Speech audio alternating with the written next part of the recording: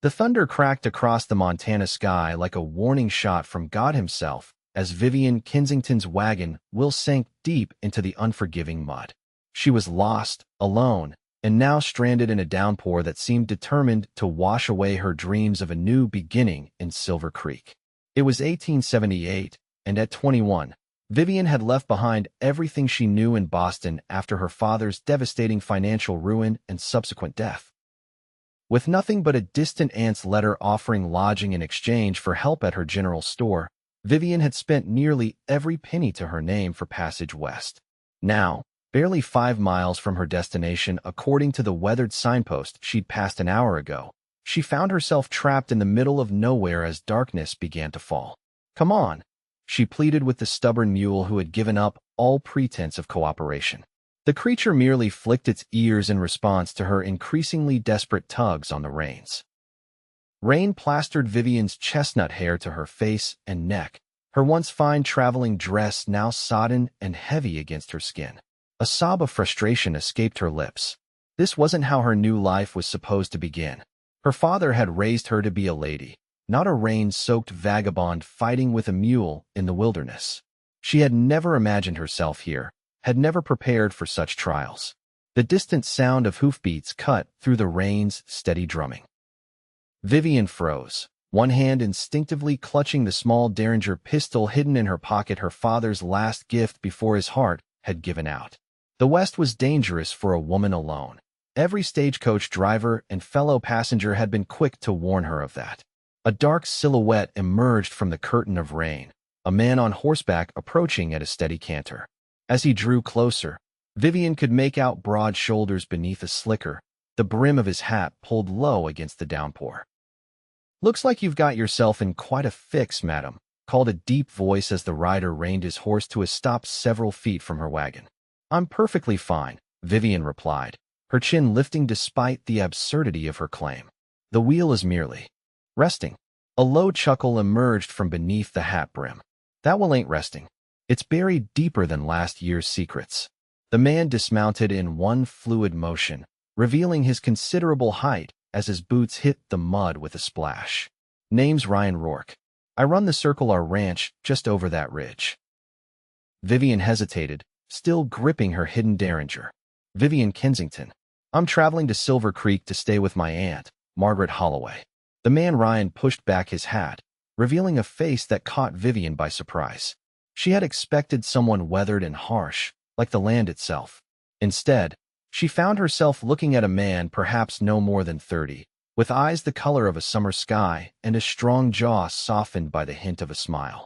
"Maggie Holloway is your aunt? Well, that makes you practically a neighbor." He moved toward the wagon, assessing the damage. "This wheel isn't going anywhere tonight. Not in this mud.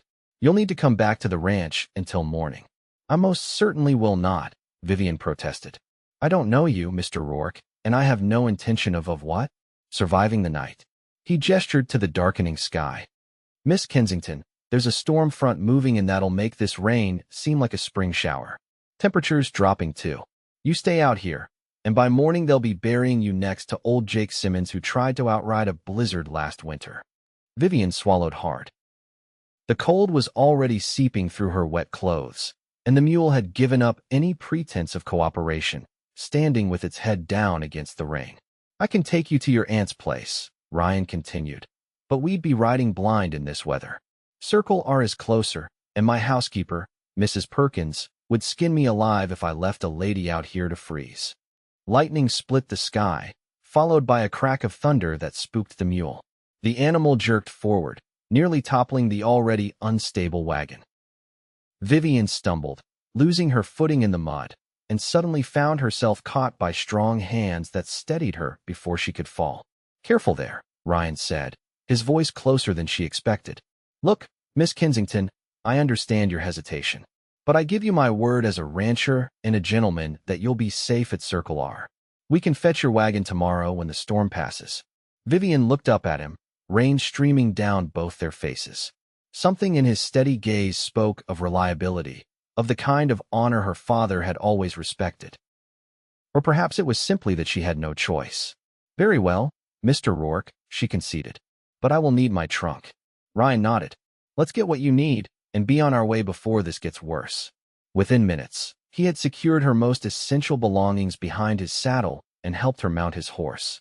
The animal was massive compared to the gentle mares Vivian had occasionally ridden in Boston's parks, but Ryan's steady hand on the reins as he led them forward offered a strange comfort.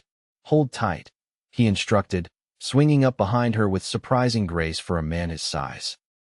One arm came around her waist, not in forwardness but necessity as he guided the horse through the worsening conditions. They rode in silence broken only by the storm's fury, Vivian acutely aware of the warmth of him at her back, the only barrier against the cold that had seeped into her bones. His presence was solid, substantial, the first truly dependable thing she had encountered since leaving Boston. The rain intensified, driven sideways by gusts of wind that threatened to tear Ryan's hat from his head. He leaned forward, shielding Vivian with his body as much as possible. "Not much farther," he assured her, his voice close to her ear to be heard above the storm. "Just over that rise." Vivian nodded, too cold and too weary to maintain her earlier indignation at their proximity. When the lights of the ranch house finally appeared through the rain like distant stars, she nearly wept with relief. The circular ranch house was larger than Vivian had expected, a substantial two-story structure of timber and stone that spoke of prosperity and permanence. As they approached, a woman appeared at the door, silhouetted against the warm light from within. "Ryan Rourke." "What in heaven's name?" The woman's scolding broke off as she noticed Vivian. "Lord above, you've brought home a half-drowned kitten. Get her inside this instant." Mrs. Perkins, as the woman introduced herself, was a whirlwind of efficiency. Within moments of their arrival, Vivian found herself whisked upstairs to a bedroom where dry clothes somewhat large but blessedly warm waited alongside a steaming bath. "These were my daughters," Mrs. Perkins explained as she helped Vivian out of her sodden garments. "She's out in California now with her husband, but I keep her things for when they visit. You're a slip of a thing compared to my Martha, but we'll make do." Vivian sank into the bath with a gratitude that transcended words. As warmth slowly returned to her limbs, she found herself unexpectedly emotional. It had been so long since anyone had taken care of her. Since her father's death, she had been the one handling everything: the creditors, the sale of their home, the arduous journey west. When she finally descended the stairs in borrowed clothes, her hair still damp but neatly braided, she found Ryan standing by the fire in the main room. He had changed as well, his tall frame now clad in a clean shirt and trousers, his hair still bearing the damp traces of the storm. "Mrs. Perkins has outdone herself," he said, gesturing to the table where a simple but hearty meal awaited. "She insisted you needed feeding before anything else." "She's very kind," Vivian replied, suddenly shy without the immediate crisis to focus on. "You both are. I don't know how to thank you properly." "No need for thanks." Ryan pulled out a chair for her. "Anyone would have done the same." "I don't believe that's true," Vivian said softly, thinking of the many who had turned away from her family after their financial ruin. "Not everyone shows kindness to strangers." Something in Ryan's expression shifted, a softening around his eyes. "Well, you're not a stranger anymore, Miss Kensington. You're Maggie's niece, which makes you practically family in these parts." As they ate, Ryan told her about Silver Creek and the surrounding ranches. He spoke of cattle drives and spring roundups, of drought years and abundant ones. His words painted a picture of a life so different from Vivian's sheltered Boston upbringing that it might as well have been another world. "And your aunt, she's quite a character," Ryan said with a chuckle. "Runs that store with an iron fist, but has the softest heart for anyone in trouble. Half the town owes her for carrying them through lean times." "I barely know her," Vivian admitted. "She and my father. They had a falling out many years ago. I've only ever received occasional letters." Ryan studied her across the table. "What brings you to her now, if you don't mind my asking?" Vivian hesitated, then decided that honesty was simpler than evasion. "My father died 6 months ago. There was nothing left. The business failed, and the creditors took everything else." She straightened her shoulders. "Aunt Margaret offered a position in her store and a place to stay until I can establish myself." "I'm sorry about your father," Ryan said, his voice genuine. "Losing family is never easy, no matter the circumstances." Something in his tone made Vivian wonder about his own story, but before she could ask, Mrs. Perkins bustled in with coffee and a slice of apple pie that she insisted Vivian couldn't possibly refuse.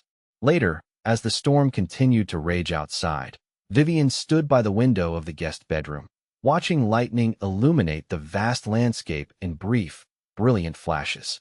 This land was so different from the crowded streets of Boston, wild and untamed, beautiful and terrifying all at once. A soft knock at the door startled her from her reverie. "Miss Kensington?" Ryan's voice came through the wood. "Just wanted to check if you have everything you need." Vivian opened the door a modest crack. "Yes, thank you. Mrs. Perkins has been most attentive." Ryan nodded, looking somewhat awkward in the hallway. "Good, that's good. I've sent word to your aunt that you're safe."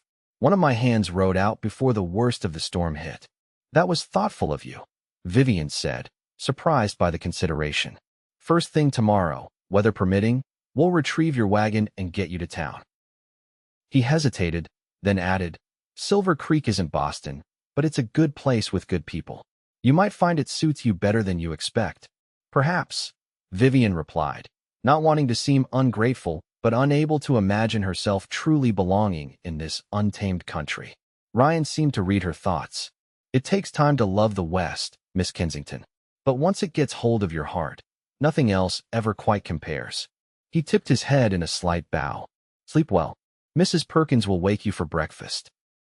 As Vivian closed the door and made her way to the bed, she found herself pondering his words. She had come west out of necessity, not choice. But there had been something in Ryan Rourke's eyes when he spoke of this land of passion and certainty that she couldn't help but envy. Sleep claimed her to the sound of rain against the window pane, her dreams filled with endless prairies and a pair of summer sky eyes. The morning dawned clear and bright, as though the previous day's tempest had never happened.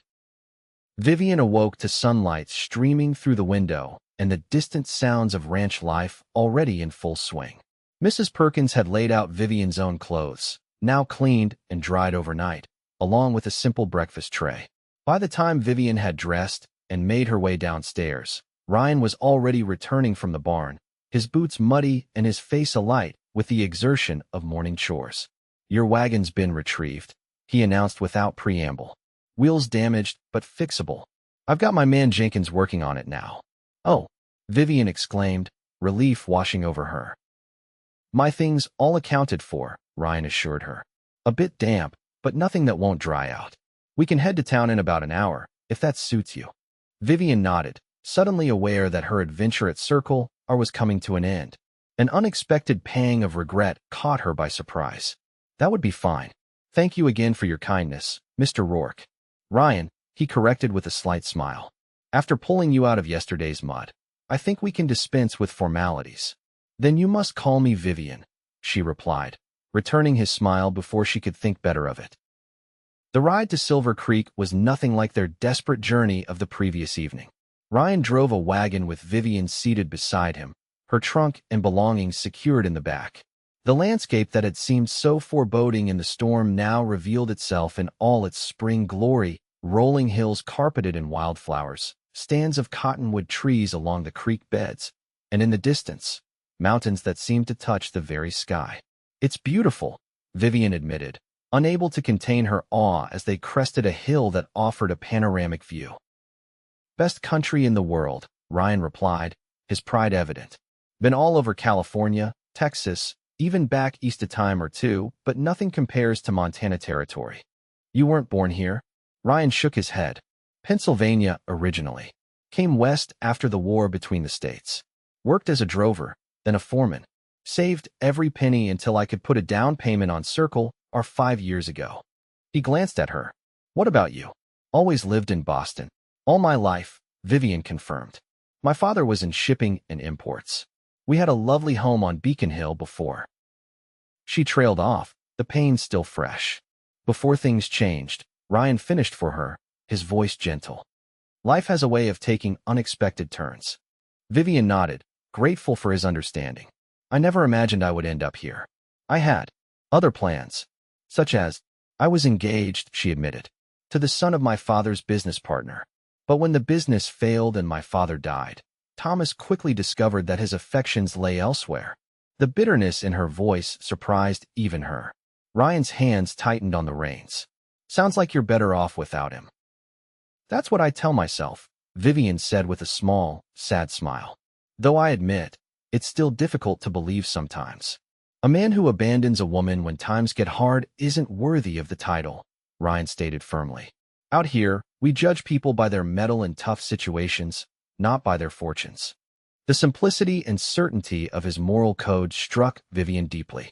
In Boston, relationships had been complex webs of social standing and financial considerations.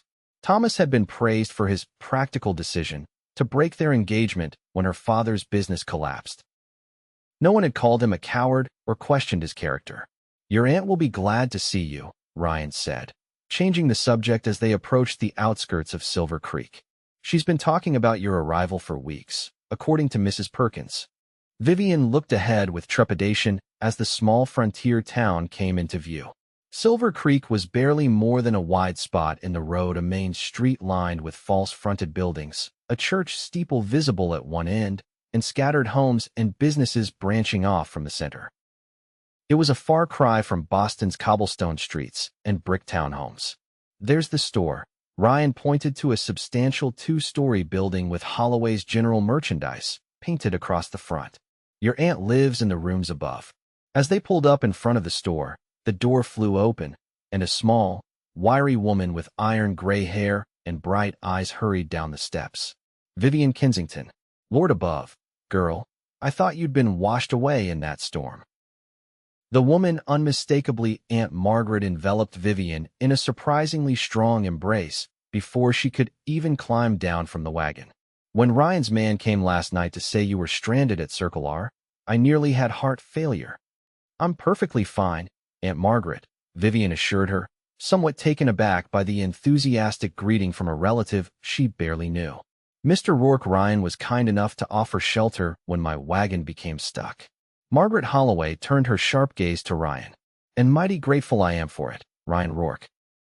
Though I should have known you'd be the one to find her. Always turning up whenever there's a damsel in distress. Ryan tipped his hat with a good-natured smile. Just happened to be in the right place, Maggie. Nothing more to it than that. Humph, Margaret replied, clearly unconvinced. Well, bring her trunk inside, and I'll have Teddy from the livery collect the wagon for repairs. She linked her arm through Vivian's. Come along, dear. You must be exhausted from your ordeal. Vivian found herself propelled into the general store, a cavernous space filled with everything from barrels of flour to bolts of cloth, farm implements to penny candy. The rich mingled scents of coffee, tobacco, leather, and spices created an aromatic tapestry unlike anything in the refined shops of Boston. Ryan followed with her trunk, carrying the heavy item with apparent ease. Where would you like this, Maggie? Upstairs, second door on the right, Margaret directed. That's Vivian's room. And then you'll stay for lunch, of course. It wasn't a question, and Ryan didn't treat it as one.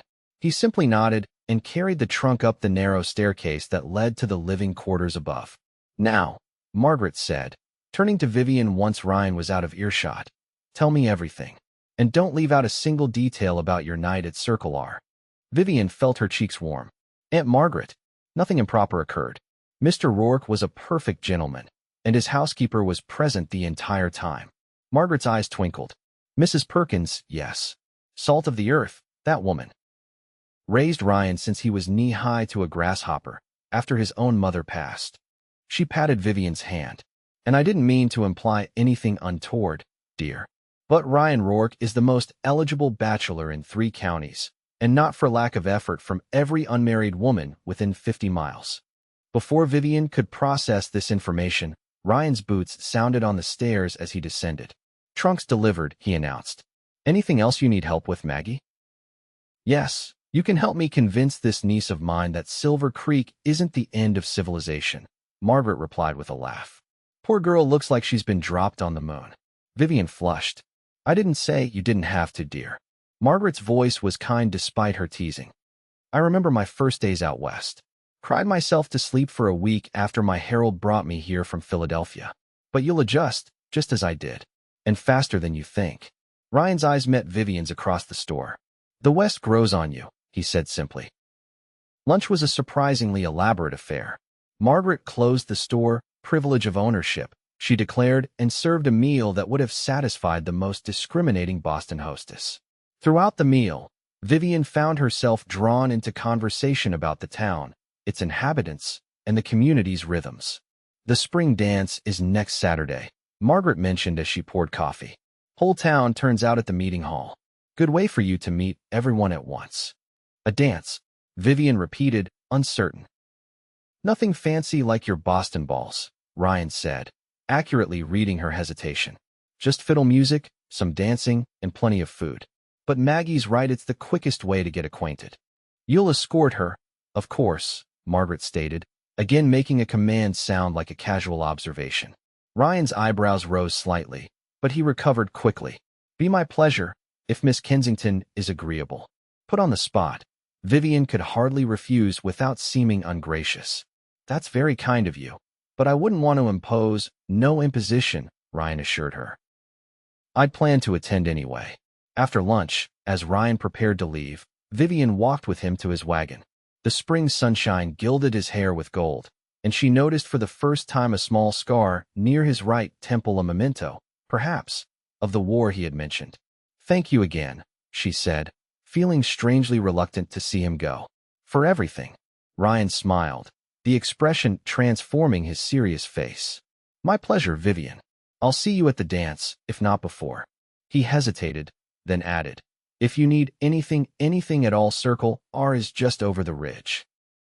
As his wagon pulled away, Vivian stood watching until it disappeared around a bend in the road. Something about Ryan Rourke intrigued her in a way no man ever had, not even Thomas with his polished manners and practiced charm. There was a solidity to Ryan, an authenticity that felt as real and enduring as the mountains on the horizon. Well, Margaret's voice came from behind her. That's the longest I've ever seen Ryan Rourke linger after a meal. Usually, he's halfway back to his ranch before the dishes are cleared. Vivian turned, hoping her face didn't betray her thoughts. He was simply being courteous. Margaret's knowing smile said she wasn't fooled. If you say so, dear. Now come along, I'll show you around the store. You'll start work tomorrow, but today is for settling in. The following days passed in a blur of new experiences. Vivian quickly discovered that working in Aunt Margaret's store was nothing like the leisurely life she had known in Boston. There were early mornings receiving deliveries, long days serving customers, and evenings spent taking inventory and placing orders. Her hands, once soft and unblemished, soon showed the effects of hauling goods and counting change. Yet there was satisfaction in the work, a sense of purpose she had never known amid the social calls and piano lessons of her previous life. Margaret was a patient teacher but maintained high standards, and Vivian found herself eager to meet them. The customers, initially curious about Maggie's fancy Eastern niece, soon accepted her presence as they discovered her willingness to learn and adapt. By the end of her first week, Vivian could correctly weigh sugar, identify different grades of calico, and make change without hesitation. Though she hadn't seen Ryan since that first day, she heard his name often. Circle R was clearly central to the area's economy, and Ryan himself seemed universally respected, if somewhat mysterious. No one quite knew his full story, though everyone had theories about why such a successful rancher remained unmarried at 32. Waiting for the right woman, declared Mrs. Bennett, the blacksmith's wife, as she selected buttons for a new shirt. Still carrying a torch for that schoolteacher who went back east, countered Mr. Peterson, in town for supplies. Just married to that ranch of his, was Margaret's assessment when Vivian finally succumbed to curiosity and asked directly. Whatever the reason, Vivian found her thoughts returning to him with surprising frequency. His steady gaze, his quiet confidence, the gentle strength in his hands as he'd helped her from the mud, these memories surfaced unbidden at odd moments throughout her days. By the time Saturday arrived, Vivian had to admit, if only to herself, that she was looking forward to seeing Ryan again. She dressed with care in the one good gown she had brought from Boston, a deep blue silk that emphasized her eyes and complemented her chestnut hair. It was perhaps too formal for a frontier dance, but it was the best she had. You look beautiful, Margaret said when Vivian descended the stairs. That color suits you perfectly. Vivian smoothed the skirt nervously. Is it too much? I don't want to seem like you're trying to impress a certain rancher. Margaret finished with a knowing smile. Nonsense. You're a beautiful young woman who deserves to look her best. Now, let's add just a touch of my lavender water, and you'll be perfect. The meeting hall was already crowded when they arrived.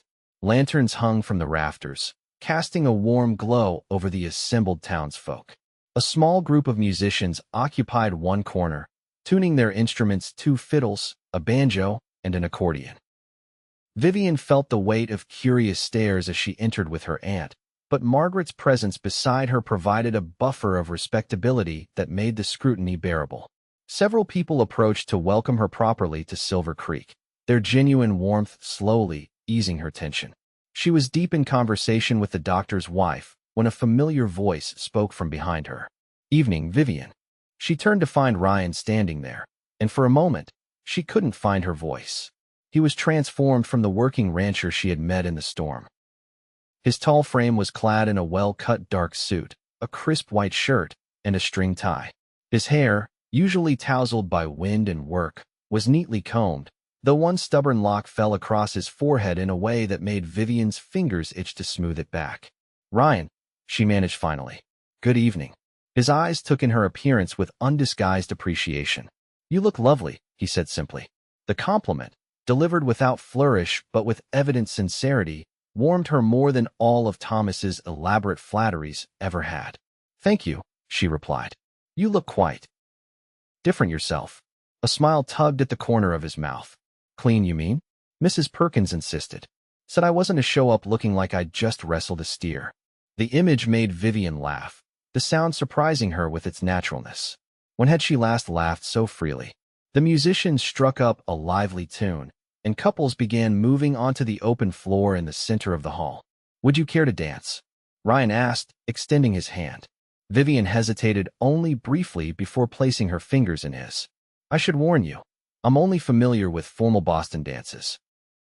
I don't know your Western reels and such. Just follow my lead," Ryan said, drawing her toward the dance floor. "It's not so different, just a bit more enthusiastic." Enthusiastic proved to be an understatement. The dance was a whirlwind of movement, with couples spinning and switching partners in patterns that seemed utterly chaotic to Vivian. Yet Ryan guided her with confidence, his hand at her waist steady and supportive, his cues clear enough that she found herself moving through the figures with growing assurance. By the end of the first dance, Vivian was breathless and laughing. "That was nothing like a Boston waltz. Did you enjoy it?" Ryan asked, his own face alight with pleasure. "Very much," she admitted. "Though I fear for my slippers if all the dances are so vigorous." "The next one's slower," he promised. "More like what you're used to, I expect." True to his word, the musicians began a gentle waltz. Ryan's hand settled at her waist again, but this time, the space between them narrowed as the dance required closer proximity. Vivian was acutely aware of his nearness, of the subtle scent of soap and leather that clung to him, of the way his eyes never left her face as they moved in perfect harmony. "You dance very well for a rancher," she observed, trying to distract herself from the unexpected flutter in her chest. "My mother insisted," Ryan replied. "Said no son of hers would grow up without proper manners, frontier or not." A shadow crossed his face. "She died when I was 12, but those lessons stuck." "I'm sorry," Vivian said softly. "About your mother." Ryan nodded. "It was a long time ago. Mrs. Perkins took over after she'd been our neighbor back in Pennsylvania and followed west when her husband died. She's been more family than employee ever since." Vivian found herself wanting to know everything about this man, his past, his dreams, the path that had led him to this place and this moment. But before she could frame another question, the music ended, and the spell of their private conversation was broken by the surrounding couples. Throughout the evening, Ryan introduced her to what seemed like everyone in Silver Creek and the surrounding ranches. Vivian met the doctor and his scholarly wife, the mayor and his 4 daughters, ranchers and their families, shopkeepers and farmwives. Names and faces began to blur together, but she did her best to remember each one, knowing these people would be her neighbors and customers in the days to come. Ryan never strayed far from her side, and Vivian noticed more than a few speculative glances directed their way. She also couldn't miss the thinly veiled disappointment on several young women's faces when Ryan claimed Vivian for yet another dance. "I believe you're making me quite unpopular with the ladies of Silver Creek," she murmured during a promenade that brought them briefly together. Ryan's eyebrows rose. "How so? You seem to be in high demand as a dance partner," Vivian explained. "Yet you've hardly danced with anyone else tonight." A slow smile spread across his face. "That's because I haven't wanted to dance with anyone else." The simple honesty of his statement left Vivian momentarily speechless. In Boston, such directness would have been considered improper, even vulgar. Men circled their intentions in elaborate social rituals and veiled language. Ryan's straightforward approach was both disarming and refreshing. Before she could formulate a response, they were separated again by the dance figure, and when they next came together, the moment for a reply had passed. Later, as the evening wound down and the older folks began to leave, Ryan suggested they step outside for some air. The night was cool but pleasant, with a blanket of stars overhead more brilliant than any Vivian had ever seen in Boston's gas-lit skies. "It's magnificent," she breathed, tipping her head back to take in the vast expanse. "One of the things I love most about Montana," Ryan said, standing beside her. "Makes a man feel both insignificant and important, all at once part of something bigger than himself." Vivian glanced at him, struck by the unexpected poetry in his words. "You speak as though you've given it much thought." "I have," he admitted. "Spent many nights under those stars during cattle drives and such. Gives a man time to think." "And what do you think about during those nights?" Vivian asked, genuinely curious. Ryan was quiet for a long moment. "The future, mostly. What I'm building, what it might become." He turned to face her, his expression suddenly serious. "Vivian, I know you haven't been here long, but I was wondering if I might call on you properly. Sunday afternoons, perhaps." The request, though not unexpected after the evening they had shared, still caught Vivian off guard.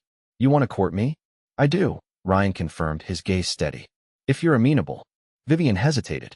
Just weeks ago, she had been nursing a broken heart over Thomas's betrayal.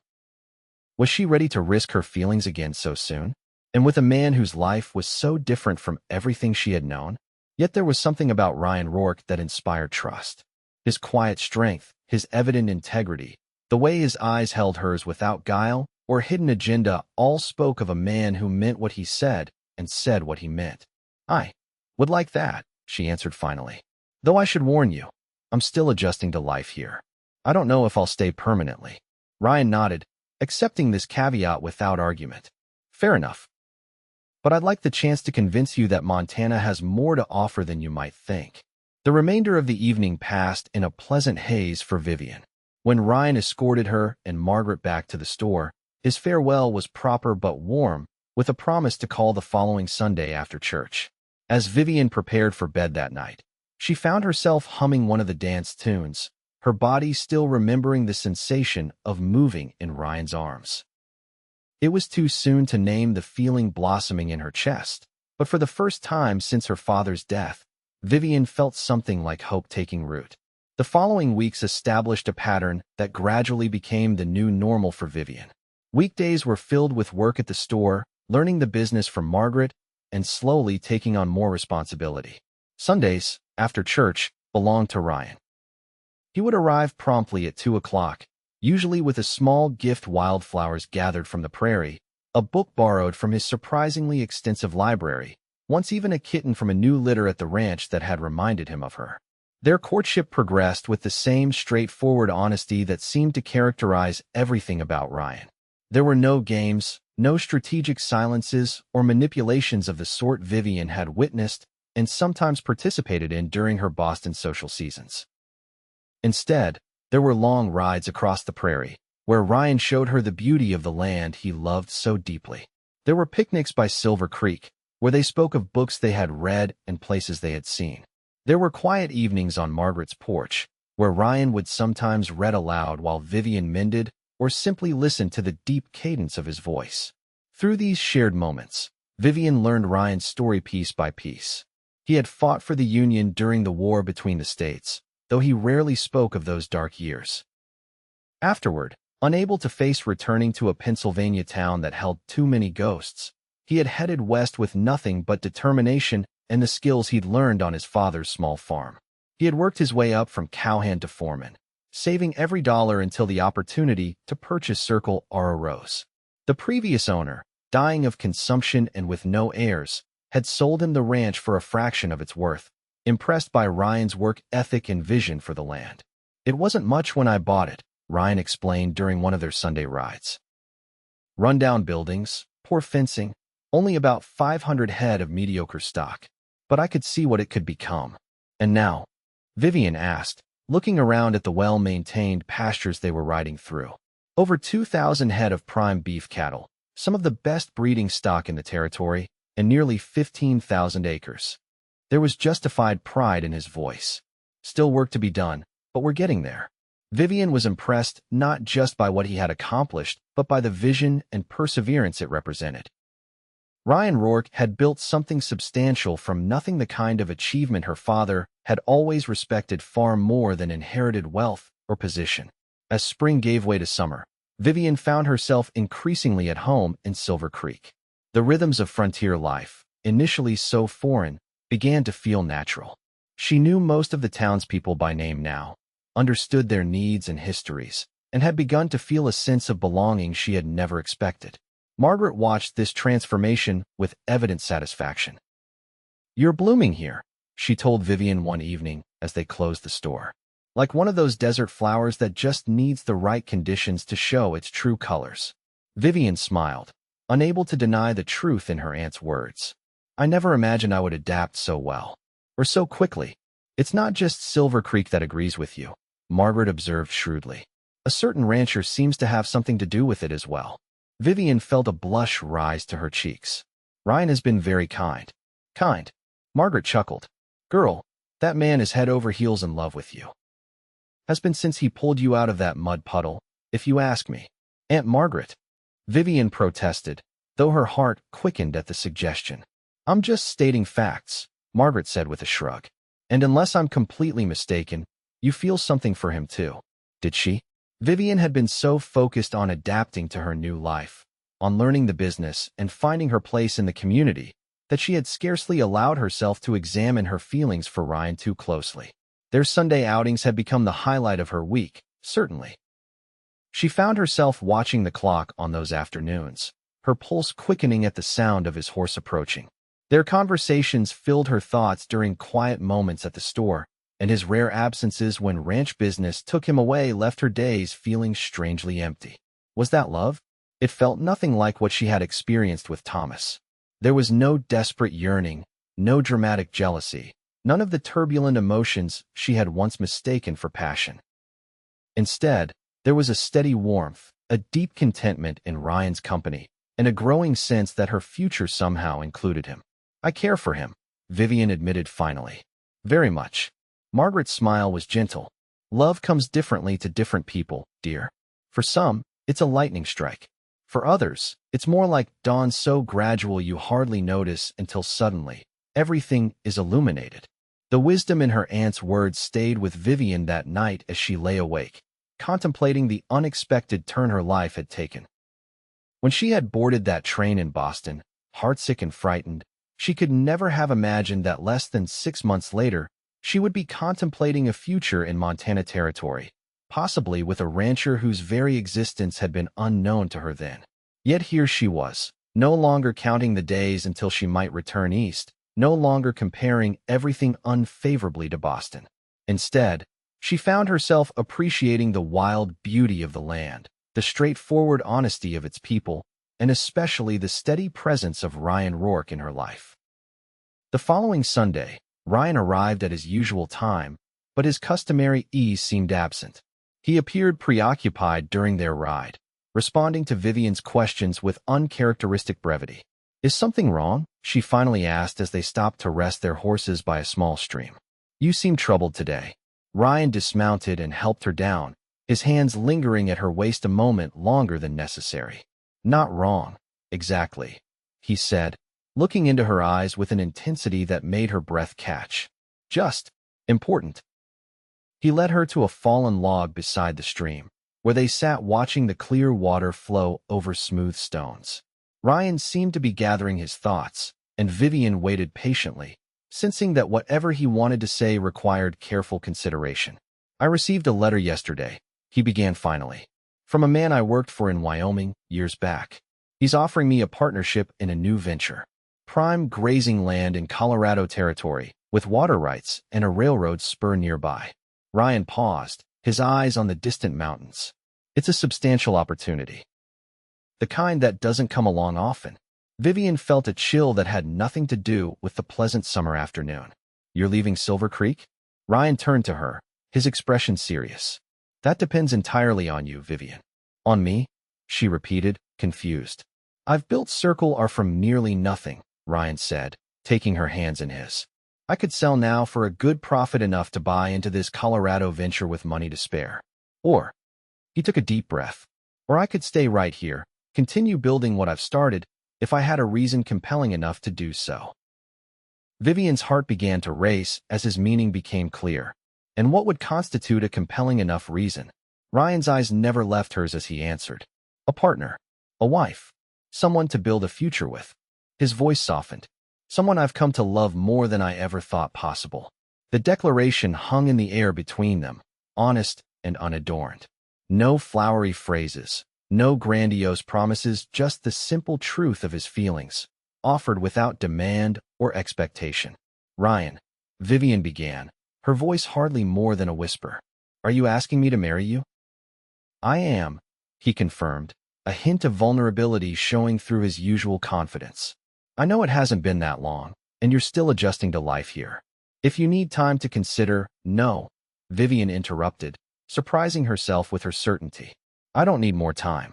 Ryan's expression stilled, impossible to read. I see. Realizing her mistake, Vivian quickly clarified. I meant I don't need time to consider your proposal. She squeezed his hands, feeling suddenly, wonderfully sure. My answer is yes, Ryan. I would be honored to be your wife. The transformation in his face was immediate and profound, a joy so pure it took her breath away. You're certain? He asked, as though afraid to trust his own happiness. You'd be content with a life here, so far from everything you've known? Vivian smiled, recognizing the irony. When I first arrived, I couldn't imagine ever feeling at home here. Now, I can't imagine being anywhere else.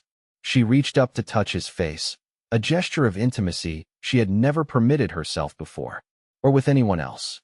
Ryan covered her hand with his own, turning to press a kiss to her palm. I promise you won't regret it, Vivian. I'll spend every day making sure of that. They sat by the stream for a long time after that, making plans and sharing dreams. Ryan spoke of improvements to the ranch house, of hiring more hands to expand the operation, of building a life together that would honor both their pasts while creating something new. Vivian listened, offering her own thoughts and suggestions, marveling at how naturally their visions aligned. Where Thomas had always dismissed her ideas as impractical or inappropriate for a woman's consideration, Ryan welcomed her perspective, treating her as a true partner in their shared future. When they finally rode back to town, the sun was beginning to set, painting the sky in shades of gold and crimson.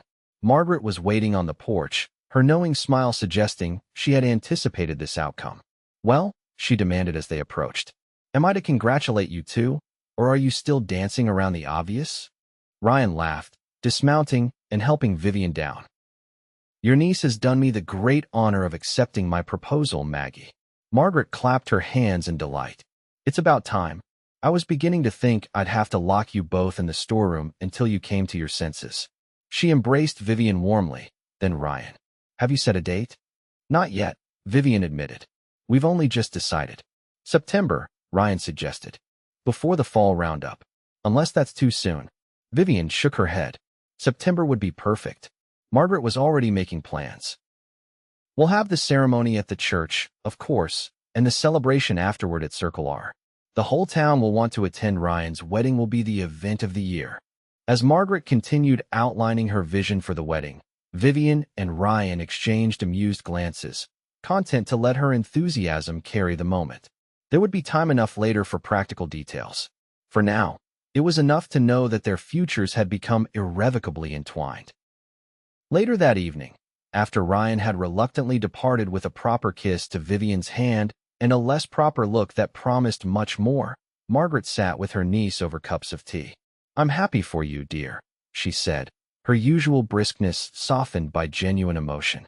"Ryan is a good man, the best kind, and he loves you dearly." "I love him too," Vivian replied, the words feeling both strange and perfectly natural on her lips. "It's not what I expected to find here." Margaret nodded. "Life rarely gives us what we expect. Sometimes it gives us something far better." She reached across the table to pat Vivian's hand. "Your father would be pleased, you know. Despite our differences, he always wanted you to find happiness." Tears pricked at Vivian's eyes at the mention of her father. "I wish he could have met Ryan. He would have approved," Margaret said with certainty. "Edward might have been a city man through and through, but he recognized quality when he saw it." The weeks that followed were a whirlwind of activity. News of their engagement spread quickly through Silver Creek, met with general approval and only a few disappointed sighs from young women who had harbored hopes regarding the territory's most eligible bachelor. September was barely 6 weeks away, leaving little time for elaborate preparations. Yet Vivian found she didn't mind the simplicity necessitated by frontier life and limited time. Her Boston wedding to Thomas would have been an extravagant affair with hundreds of guests, many of whom she scarcely knew.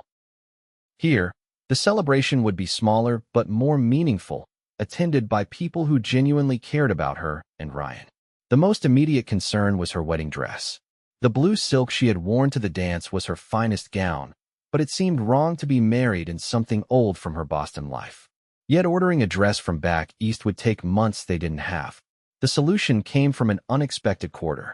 Mrs. Peterson, whose husband ran the livery stable, had been a seamstress in St. Louis before moving west. When she heard of Vivian's dilemma, she offered her services. "I've got some lovely cream-colored silk that came in on the last freight wagon," she told Vivian when she visited the store specifically to discuss the matter. "Been saving it for something special. Can't think of anything more special than Ryan Rourke's bride." Vivian was touched by the gesture. "That's incredibly kind, Mrs. Peterson, but I couldn't possibly accept." "Nonsense," the older woman interrupted. "Consider it my wedding gift. Besides, it's been years since I've had the chance to create something truly beautiful. Most of my work these days is mending dungarees and letting out waistbands." She smiled wistfully. A wedding gown would be a joy to make. So it was settled. Mrs. Peterson took Vivian's measurements and began work immediately, refusing to let Vivian see the dress until it was nearly completed. "Bad luck for the bride to see the gown too soon," she insisted, though Vivian suspected the real reason was to preserve the element of surprise. Meanwhile, Ryan was busy with preparations of his own. The ranch house at Circle R, while substantial, had been designed for a bachelor's needs rather than a family's comfort. With characteristic efficiency, Ryan set about making changes, adding a proper ladies' dressing room off the main bedroom, expanding the kitchen to Mrs. Perkins' specifications, and redecorating the parlor with new furniture ordered from Denver. "You don't need to change everything for me," Vivian protested when he described these renovations during one of their Sunday outings. "I would be happy with the house as it is." Ryan smiled, tucking a stray strand of hair behind her ear in a gesture that still made her heart flutter. "I want it to feel like your home, not just mine that you're moving into. Besides, some of these changes were long overdue. Mrs. Perkins has been campaigning for a larger kitchen for years." Their time together during these weeks was limited by the demands of wedding preparations and Ryan's ranch responsibilities. The summer cattle drive was underway, requiring his presence for days at a time as his men moved herds to summer pastures high in the mountains. Vivian missed him during these absences, but found comfort in the letters he sent whenever a ranch hand came to town for supplies. His written words revealed a poetic side that his spoken ones sometimes concealed. "The mountains are beautiful this time of year," he wrote in one such letter, "but not half as beautiful as the thought of you waiting for me to return." Vivian kept these letters in a small wooden box, reading them in the evenings when the store was closed and she had a moment to herself. Each one deepened her certainty that she had made the right choice, not just in accepting Ryan's proposal, but in embracing this new life so different from what she had planned. As the wedding day approached, one final concern weighed on Vivian's mind. She had no family to attend the ceremony besides Margaret. Her mother had died when Vivian was just a child, and her father was gone. There were distant cousins in Boston, but they had shown little interest in maintaining contact after her father's financial ruin. "It seems strange to have no one to give me away," she confessed to Margaret one evening. In Boston, it would have been unthinkable for a bride to walk down the aisle alone. Margaret considered this problem thoughtfully. "What about Dr. Williams? He's known your family for years, was friends with your father long before you and I ever met. I'm sure he'd be honored." The suggestion brought immediate relief. Dr. Williams had indeed been her father's friend, one of the few who had remained loyal during the financial disaster. He had even helped arrange her journey west when it became clear she couldn't stay in Boston. "That would be perfect," Vivian agreed. "I'll ask him tomorrow." The doctor, a kindly man in his 60s with a shock of white hair and gentle hands, accepted the role with evident emotion. "Your father was one of my dearest friends," he told Vivian. "Nothing would honor his memory more than standing in his place on your wedding day." The day before the wedding dawned clear and bright, a perfect late summer morning with just a hint of autumn crispness in the air. Ryan had been away for 3 days, overseeing the final details of the cattle drive, but was expected back by noon. Vivian found herself watching the clock, counting the hours until she would see him again. Margaret noticed her distraction as they served customers in the store. "He'll be here," she assured Vivian after the third time she caught her niece glancing toward the door. "Ryan Rourke has never broken a promise to you yet, has he?" Vivian shook her head, embarrassed by her transparency. "I'm being foolish. It's just that you miss him," Margaret finished with a knowing smile. "As you should. That's what love does, makes us aware of the empty spaces when the other person isn't there." By mid-afternoon, however, Ryan still hadn't appeared. Vivian tried to focus on her work, on the final wedding arrangements, on anything but the growing knot of worry in her stomach. It wasn't like Ryan to be late without sending word. When the store closed at 5 o'clock and there was still no sign of him, Vivian could no longer pretend unconcerned. "Something's wrong," she told Margaret as they counted the day's receipts. "He would have sent someone if he were merely delayed." Margaret's usual brisk manner softened with genuine worry. "Perhaps a messenger is on his way now. The mountain trails can be treacherous, especially if they were moving cattle." Before Vivian could respond, the store door flew open despite the closed sign, and Mrs. Perkins burst in, her normally composed face flushed with exertion. "Thank the Lord you're still here," she gasped, clutching a stitch in her side. "It's Ryan, there's been an accident." Vivian felt the blood drain from her face. "What happened? Is he?" She couldn't bring herself to finish the question. "He's alive," Mrs. Perkins assured her quickly. "But hurt bad. Horse stumbled on the mountain trail and rolled. Ryan was pinned underneath for a time before the men could get to him." "Where is he now?" Margaret asked, already moving to gather her shawl and Vivian's. "They've brought him to the ranch," Mrs. Perkins replied. "Dr. Williams is with him. Ryan was asking for Vivian, so I came straight here." The ride to Circle R was the longest of Vivian's life. Mrs. Perkins had come in the ranch wagon, and though the driver pushed the team as fast as safety allowed, each minute seemed to stretch endlessly. Vivian sat rigid with fear, her mind racing through terrible possibilities. What if Ryan's injuries were worse than Mrs. Perkins had indicated? What if the doctor couldn't help him? What if she cut off that line of thought, unwilling to even consider the worst outcome? Ryan was strong, vital. He would recover. He had to. The ranch house was ablaze with lights when they finally arrived. Several of the ranch hands stood outside, their faces somber as they helped the women down from the wagon. "How is he?" Vivian asked the nearest man, recognizing him as Jenkins, Ryan's foreman. "Holding his own, Miss Kensington," Jenkins replied, his weathered face revealing more concern than his words. "Doc's still with him." Inside, the house was unnaturally quiet. Mrs. Perkins led the way upstairs to Ryan's bedroom, where Dr. Williams was just emerging, wiping his hands on a towel. "Vivian," he said, his voice grave but not despairing. "Good, you're here. He's been asking for you." "How bad is it?" Margaret asked before Vivian could find her voice. The doctor sighed. "Several broken ribs, a broken leg, and a nasty gash on his head that needed stitching. He was unconscious when they found him, which is concerning, but he's awake now and lucid." He placed a gentle hand on Vivian's shoulder. He's in considerable pain, but I've given him something to help. Try not to let him exert himself too much." Vivian nodded, gathering her courage before entering the room. Nothing could have prepared her for the sight of Ryan, her strong, vital Ryan, lying pale and bandaged against the pillows. His right leg was splinted and elevated, his torso wrapped in bandages visible beneath his open shirt, and a stark white dressing covered the left side of his forehead. His eyes were closed, but they opened as she approached the bed. Despite his evident pain, his face softened with relief at the sight of her. "Vivian," he murmured, reaching out a hand that she quickly took in both of hers. "I'm sorry about this. Bad timing." The attempt at humor, weak as it was, nearly undid her composure. "Don't apologize," she said, fighting to keep her voice steady. "Just focus on getting better."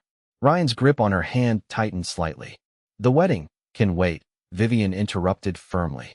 "Your recovery is what matters now." A shadow of frustration crossed his face. "I wanted everything to be perfect for you." "It will be," she assured him, carefully sitting on the edge of the bed. "When you're well again." They spoke quietly for a few minutes more before Dr. Williams returned to check on his patient. The medication was taking effect, and Ryan's responses were becoming slower, his eyelids heavy. "You should rest now," the doctor advised both of them. "The next few days will be critical." Vivian rose reluctantly, but Ryan's hand held hers. "Stay," he murmured, already half asleep. "Please." She looked to Dr. Williams, who nodded his permission. "Someone should monitor him through the night anyway," he said. "I'll be in the guest room if there's any change." And so Vivian spent what should have been the eve of her wedding keeping vigil beside Ryan's bed. Mrs. Perkins brought her a light supper and a chair more comfortable than the edge of the mattress, but Vivian barely touched the food and never released Ryan's hand. As midnight approached, the house grew quiet.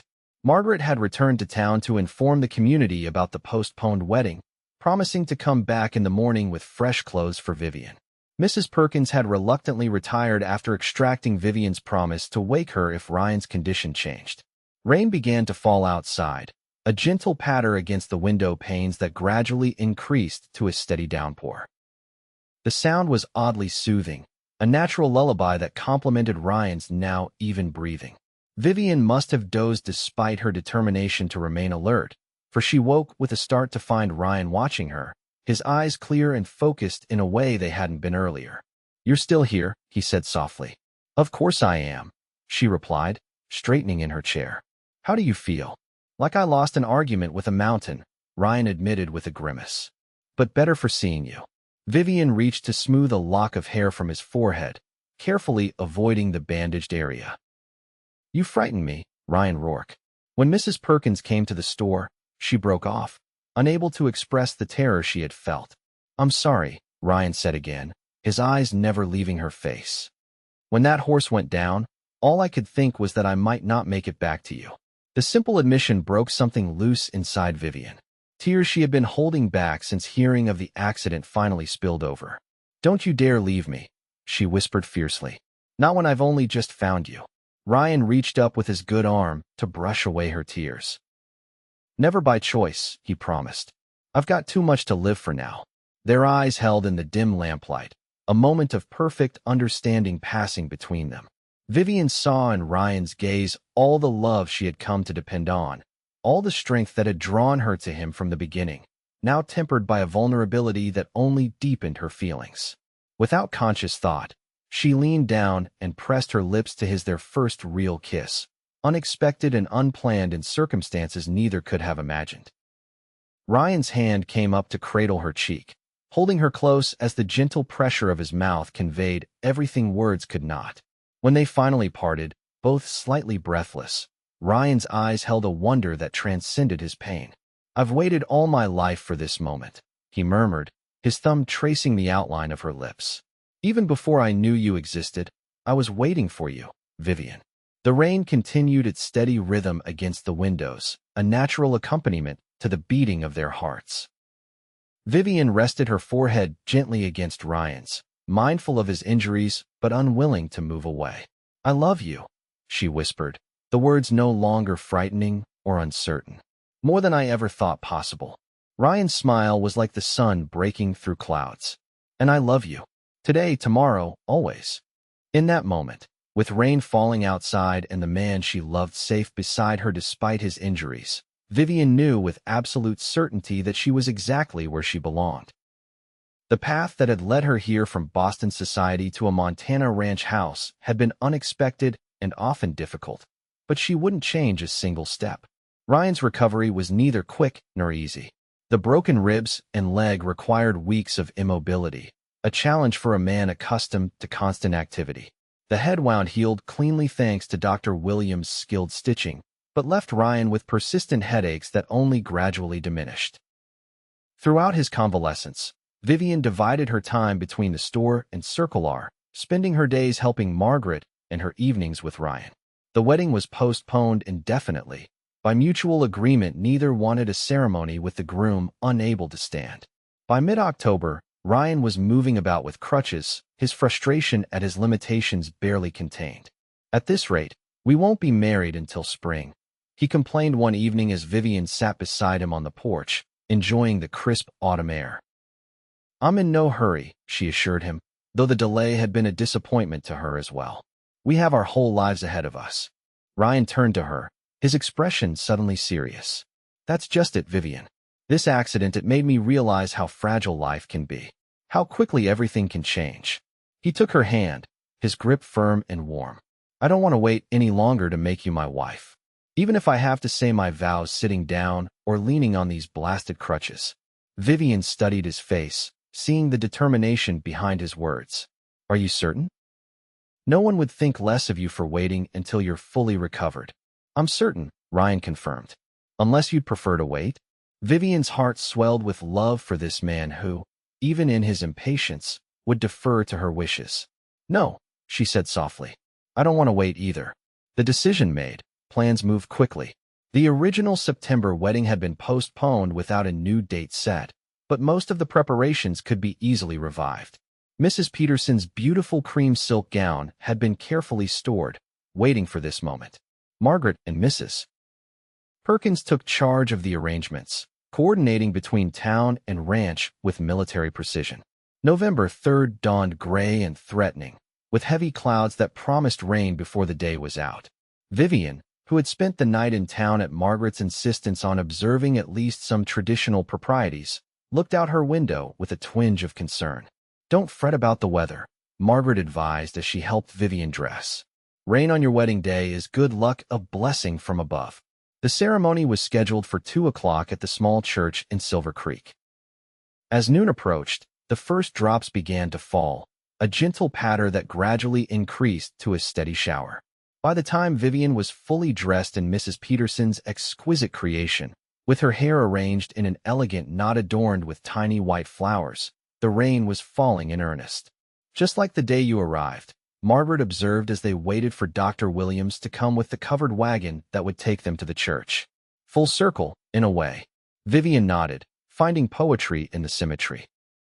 Her journey in Silver Creek had begun in a rainstorm, with Ryan coming to her rescue. Now, another rainstorm would mark the beginning of their life together. Despite the weather, the church was filled to capacity when Vivian arrived. The entire community had turned out shopkeepers, ranchers, miners from the nearby hills, everyone who had become part of her world over the past months. Ryan waited at the altar, standing with the aid of a single crutch, his injured leg still splinted but bearing some weight now. He had refused to sit, insisted on meeting his bride on his feet despite Dr. Williams' concerns. The determination in his stance, the pride with which he overcame his weakness, brought tears to Vivian's eyes as she took Dr. Williams' arm for the walk down the aisle. The ceremony itself was brief but deeply moving. The minister spoke of commitment and partnership, of weathering life's storms together, words that held special meaning for a couple who had already faced significant challenges. When it came time for the vows, Ryan's voice rang out clear and strong, his promises unshakable despite his physical discomfort. After the final blessing, as the congregation erupted in applause and cheers, Ryan leaned down to kiss his bride properly, their second kiss, as meaningful as the first had been, but this time sealed with public vows and witnessed by all who cared for them. The celebration moved to Circle R, where the large barn had been transformed with lanterns, autumn flowers, and long tables laden with food. Ryan, ever practical, had arranged for a large tent to connect the barn to the house, ensuring that the rain wouldn't dampen the festivities. Music, dancing, and laughter filled the afternoon and evening. Ryan, unable to dance, held court from a comfortable chair, Vivian never far from his side. Their happiness was palpable, infecting everyone around them with its genuine warmth. As night fell and the rain continued, the last guests departed with final congratulations, leaving the newlyweds alone at last. Mrs. Perkins had tactfully retired to her quarters in the rear of the house, ensuring their privacy. "Well, Mrs. Rourke," Ryan said as Vivian helped him navigate the stairs to their bedroom. "Not exactly the wedding day I planned for you, but I hope it was everything you wanted nonetheless." Vivian smiled, her heart too full for adequate words. "It was perfect," she assured him, meaning it completely. "I wouldn't change a thing." Later, as they lay together in the quiet darkness, the rain a gentle percussion on the roof above them, Vivian thought of all the twists and turns that had led to this moment. The financial ruin that had seemed like the end of her world. The desperate journey west that had felt like exile. The broken wagon wheel in a thunderstorm that had brought Ryan into her life. "What are you thinking about?" Ryan asked softly, his arm around her, drawing her close against his side. "How strangely life works," Vivian replied, her head resting on his shoulder. "6 months ago, I thought my life was over. Now I can't imagine a different one." Ryan's hand stroked her hair gently. "I used to wonder why I felt so restless, why nothing ever seemed complete despite all I'd built here. Now I know I was waiting for you." Outside, the rain continued its steady pattern, a reminder of beginnings and renewal. Inside, wrapped in each other's arms, Ryan and Vivian Rourke began the first night of a life that would span decades, weather countless storms, and ultimately prove that sometimes, the best journeys are the ones we never planned to take. 5 years later, Vivian stood on the porch of the Circle, our ranch house, watching a spring storm roll across the prairie. The land was greening with new life, the cattle fat and healthy after a mild winter, the ranch prospering beyond even Ryan's ambitious expectations. Behind her, the sound of children's laughter drifted from the house, their 3-year-old son, Edward, named for Vivian's father, and his 1-year-old sister, Sarah, whom they had named after Ryan's mother. The journey to parenthood had been another unexpected blessing in a life already rich with them. The sound of approaching hoofbeats drew her attention. Ryan appeared from the direction of the south pasture, riding through the rain with the same confident ease he brought to everything. He had fully recovered from his injuries years ago, though the legs sometimes troubled him in cold weather, a small price to pay, he always said, for the life they had built together. He dismounted at the porch steps, removing his hat as he climbed to join her. "Watching for me?" he asked with a smile that still, after all this time, made her heart skip. "Always," Vivian replied, accepting his rain-dampened kiss without hesitation. Ryan drew back to look at her, his eyes as blue and true as the day they had met. "Have I ever told you?" he said, tucking a strand of hair behind her ear in a gesture as familiar as breathing, "that the first time I kissed you, really kissed you, was during a rainstorm?" Vivian smiled, leaning into his touch. "You might have mentioned it once or twice." "And have I ever told you," he continued, drawing her closer, "that I waited all my life for that moment?" "You have," she confirmed, her arms circling his waist. "But I don't mind hearing it again." Ryan's laugh was low and warm as he bent to kiss her once more, unhurried and certain. "I love you, Vivian Rourke," he murmured against her lips. "More today than yesterday, and less than tomorrow." Inside, their children called for them, eager to share some new discovery or achievement. The life they had built, the family, the ranch, the deep bonds with the community surrounded them like a blessing. It wasn't the life either had planned or expected, but it was infinitely better than anything they could have imagined separately. As they turned to go inside, arms still around each other, the rain began to ease, and a shaft of sunlight broke through the clouds to touch the land with gold. A perfect metaphor, Vivian thought, for the journey that had brought her here, through storms to unexpected sunshine, through loss to immeasurable gain. Her first kiss had happened in the rain, with a cowboy who had waited all his life for that moment.